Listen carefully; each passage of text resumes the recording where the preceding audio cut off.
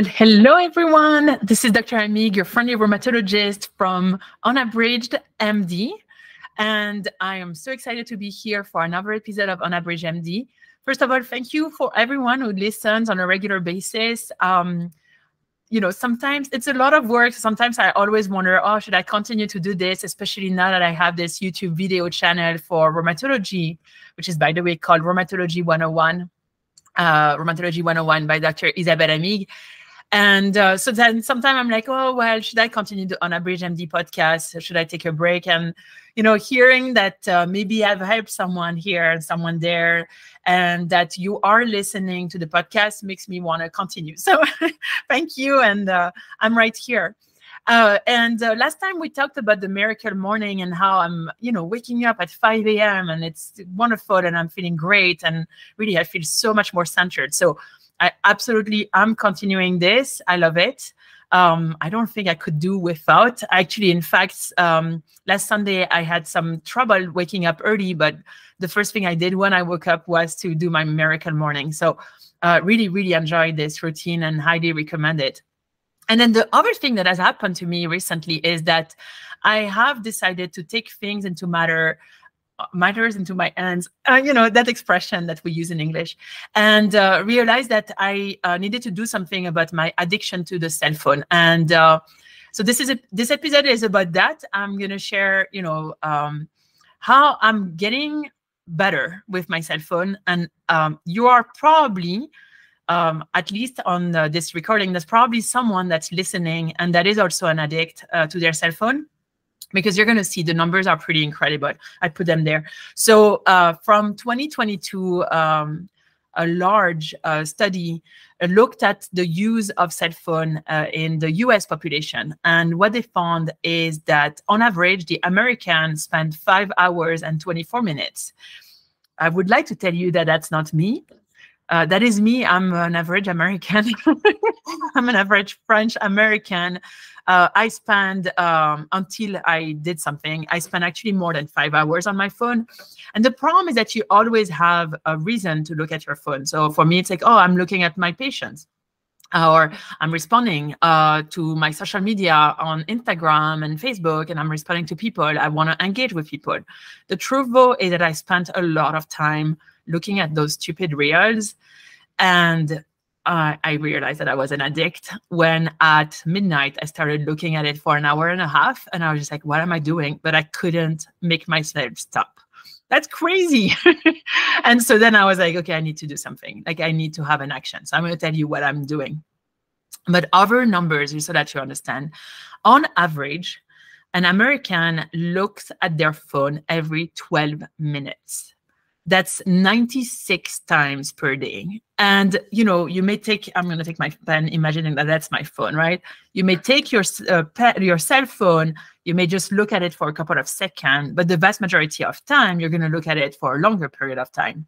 I mean, how many of you here have taken your phone because of one thing that you wanted to do, and then when you're looking at your phone, you have completely forgotten what you were taking your phone for? I'm one of them. One of them.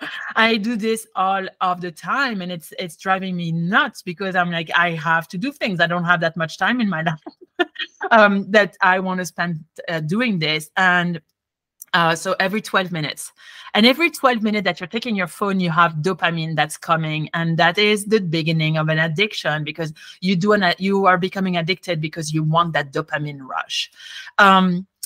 82% of the American population have a smartphone. So that's a lot, because that's also taking into account the kids. That's also taking into account the older people who are potentially demented in a house. So like the vast, vast, vast majority of people in the US have a smartphone. And 47% of the patient, what am I saying? Not the patient, the people in the US say that they are addicted. So I'm one of the 47%. And the truth is that once I've started sharing the fact that I felt addicted, some more people were telling me around me that they also feel addicted. So let's look a little bit at what harms cell phone addiction can cause. And it's just cell phone even, right? Like just a cell phone. So first of all, let's look.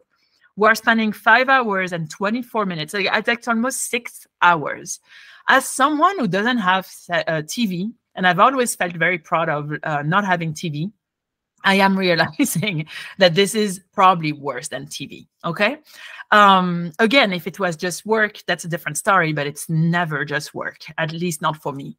So the first thing is, well, I'm going to start with the joint because I'm a rheumatologist, right? So the first thing is that we are creating tendinitis. So there was a study in China. I'm not even going into this because I know, 50% of the kids that they were looking at university students. 50% of them had evidence of tendinitis, of decurvant tendinitis, which is, the thumb, the one that's right there on top of your thumb. In fact, you probably have tendinitis. A way to know is you take your thumb, you close your wrist on top, you close your whole hand on top of your thumb, and then you move your wrist down, and then you see if you have pain. I have pain.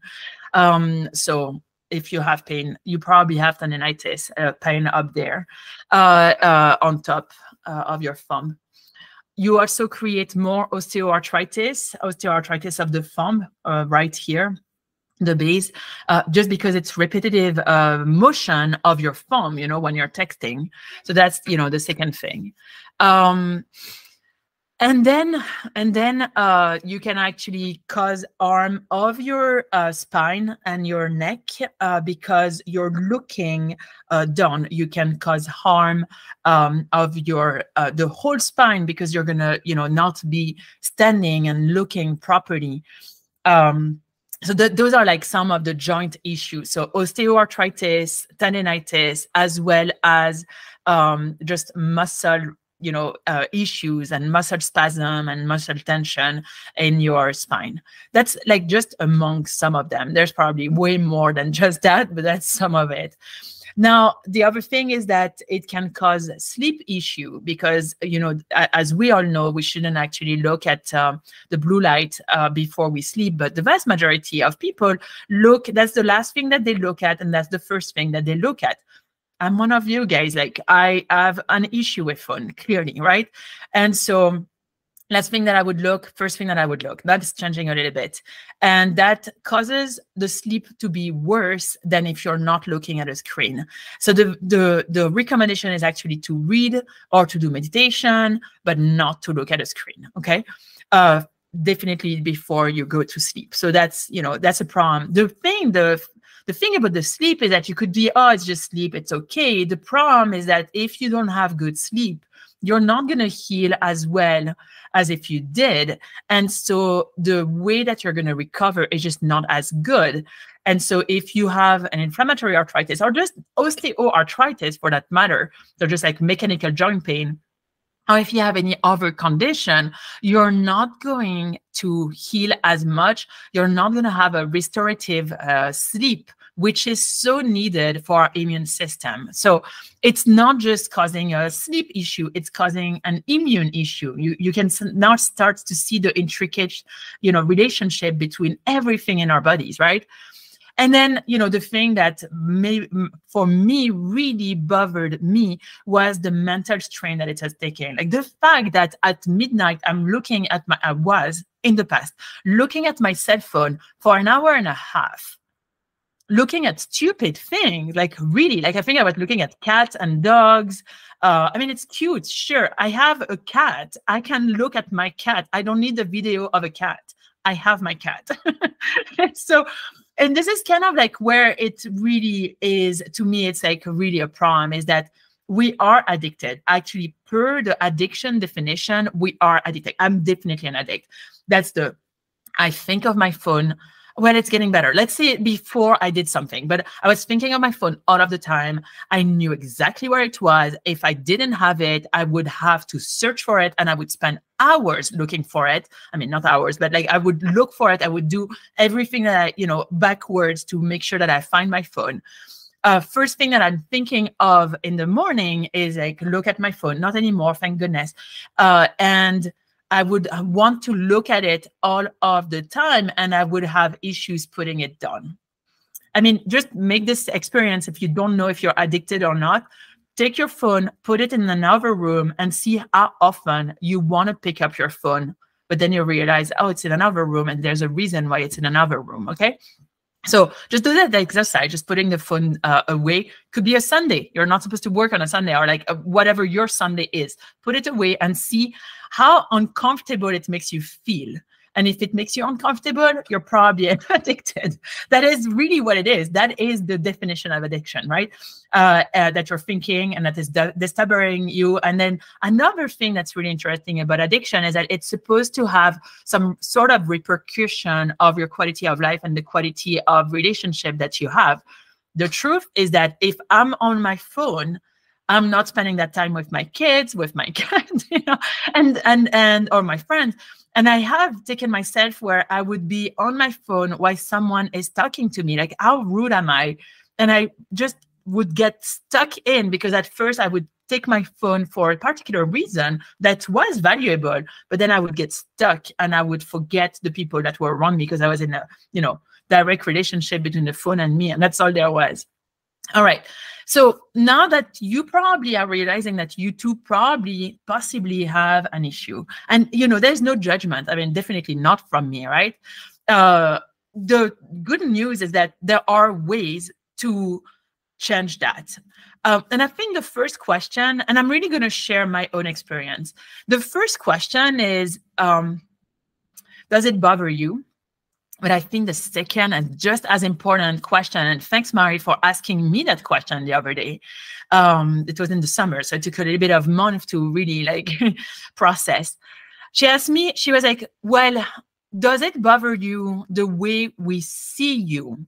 So, you know, yes, you realize that you have, so I remember telling her, I have an addiction problem with my phone. And I was like, it is what it is. That's fine, right? That's kind of what I told her. I need my cell phone, so it is what it is, and that's fine. But then she was like, well, Isabelle, is it a problem for you the way that the world is perceiving you? Because it is true, right? Maybe I'm saying, I'm fine with this addiction. I'm okay. I'm going to live my life with this addiction. I'm okay with it. But what about the way that people are seeing me, including my kids, including my family, maybe including my patients? I mean, I put my cell phone away, but like, think about this, right? Like, what does it mean for people around me? Like, how do they perceive me? And that really did, it really made me think and pause, because I was like, oh, wow, yeah, I mean, this addiction has effect on the other people around me. That it definitely does have an effect, right?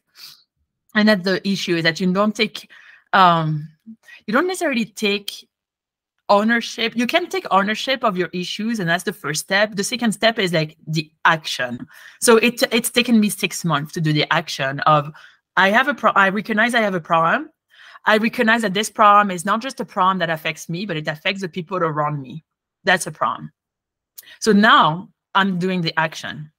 And so, you know, the realization of, this is the first thing that I do in the morning. This is probably causing my sleep, well, for sure, causing my sleep to not be as good. And so, you know, it's great to do massages and craniosacral therapy and talking to you guys about meditation, visualization, and all this. That's great.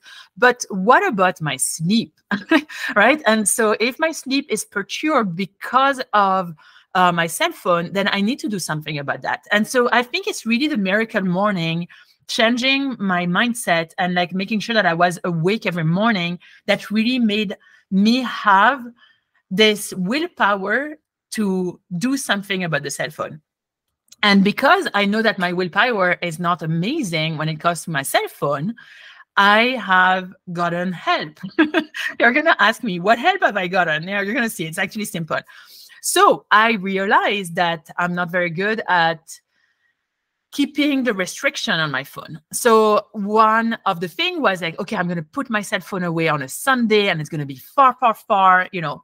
But then I was like, well, I need to be, you know, I need to make sure that my people can call me if they need to call me, or text me if they need to text me. So that doesn't work for me, because I would feel anxious that people cannot reach me because I don't have a landline. If I have a landline, that's a different story. And maybe that's what I would do at one point. So then I was like, okay, how about I create my cell phone into a dumb phone? Dumb phone, only text and calling, you know? And I was like, oh yeah, that's brilliant. Let's do that. So then the cell phone, I have an Apple phone. So that allows you to actually do something like that. The issue is that you can just as easily unrestricted. So if you know how to restrict it, you know how to unrestrict it. And then also they have like, oh, are you sure you can like, you know, stop it every 15 minutes? Let's think about this. The job of cell phone is for you to use the cell phone, not to stop it, right? So of course, of course, they are not helping as much as some other app would. And so, all right. So then the first part was like, I'm going to put this as, you know, dumb phone. And then the second thing was like, I'm gonna try to do a Shabbat, like, right, like where I don't use the cell phone as a smartphone, you know, for many hours on a Sunday. I've realized that I need a little bit. So right now it's from 8 a.m. You're gonna see what I do from 5 to 8. But 8 a.m. all the way to 2 p.m. I cannot use my cell phone, the smart application. I can only use like the text and the voice. Oh, I'm blocked. Okay, all back. And so then the other one was to realize that I wanted the night where same thing. I just want a dumb phone. So I'm doing this from, I think it's 10 p.m. until, you know, normally I'm supposed to be sleeping at 10 p.m. since I wake up at 5. But like at 10 p.m. onwards, it's only a dumb phone. And then same thing in the morning from 5 a.m. all the way to 8 a.m. I want to only have access to my meditation app. I do the YouTube channel because I listen to visualization music and meditation music. It helps me, you know, get really concentrated. And so I put that because I know I don't watch YouTube in the morning. If I were to watch YouTube in the morning, I would remove it, but I don't. I don't get too addicted on YouTube. I know some people do, so just be mindful of that. You don't want that if you're going to start scrolling on YouTube, right? But if you're not, like my meditation app, there's nothing to scroll. It's boring. And so you don't have, there's nothing to scroll on there. The timer for Insight timer, same thing. It's just a timer. I don't need it. And then I also put like the maps as, you know, something that I can have access to. Just same thing. I don't scroll on maps. And if I need to go somewhere, I want to have access to it. And the really cool thing is that I found this app called Opal or Opus or something. It's Opus, OPUS. Actually, I'm going to look because you probably want to know. But this app, I am not related to them. I just like it. This app, Opal, O-P-A-L, like a gem. This app allows you to create those things, like to create the phone as a dumb phone. And it also allows you to have focused session where you're going to say, okay, I need to have no access to this right now because I really need to work. And there are some sessions where you can say, hey, I want to cancel that. And there are some sessions you cannot cancel. So for example, the Shabbat, like the Sunday where there's no, like it's all a damn phone until 2 p.m.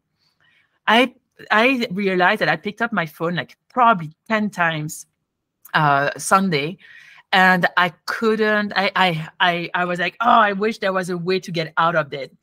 And there's always a good reason. It's like, I want to buy something on Amazon, or I want to email my friend, you know, about this and that. Well, no, you can't. And I think it's valuable because honestly, I can just take a piece of paper, and that's what I did. And I started just putting the things that are important to me, but then you realize it's not that important. So with this app, I've realized that on the days that I don't have the Shabbat, I take my phones. I spend 5 hours on my phone. The good news is that there's a vast majority of time is actually spent on emails and text and cell phone, phone calls. And so that reassures me. But that's after I actually remove the social media apps. So I remove Facebook, I remove Instagram. I still have access to it on my web browser, but I don't look at it on the app because the app is made for you to actually keep scrolling, and I don't want that. So that's what I'm doing. I will tell you, I think that I'm a pretty bad case of addiction in the cell phone. So you can use from me. If I'm able to do it, you're able to do it. So do it. My relationship with the kids is amazing. And it's definitely, I see the difference because I'm engaging more with them. My sleep is way better. I mean, I am now waking up at 5 a.m. in food, you know, much better. And I feel better. Like I feel more grounded and I feel better. And I feel like I own my life and that's mine and not my cell phone. And I probably now can put my cell phone away and not need it, which is huge. So that's a win. I wanted to share this with you because I'm sure, given the fact that almost half of the population in the US says that they are addicted to their cell phone, I thought that maybe you would want to know what I'm able to do right now. I'm sharing the struggles. You know, from outside, it may look that, oh, look, she has it all together. Yeah, no, I struggle too. I'm just, I'm really working to make myself better.